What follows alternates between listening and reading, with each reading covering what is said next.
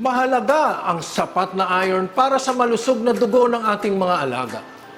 Mula sa pinakamaliit na biik hanggang sa pinakamalaking baka. Kaya naman, narito ang Iron D. Ang Iron D ay mabisang panlaban at pang-iwas sa iron deficiency anemia sa ating mga alaga.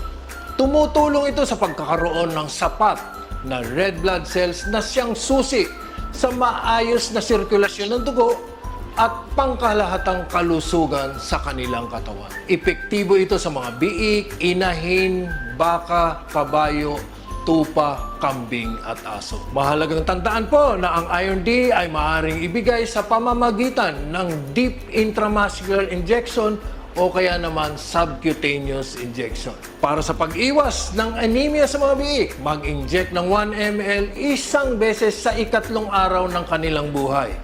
Maaaring ulitin ang dosage na ito sa ika-21 araw kung kinakailangan. Para sa mga inahin, mag-inject ng 2.5 ml 2 linggo bago sila manganak. Kaya para sa malusog na dugo at masiglang buhay ng inyong mga alaga, mula ulo hanggang paa, pagkatiwalaan ng Iron D. Iron D para sa sapat na iron, garantisadong kalusugan.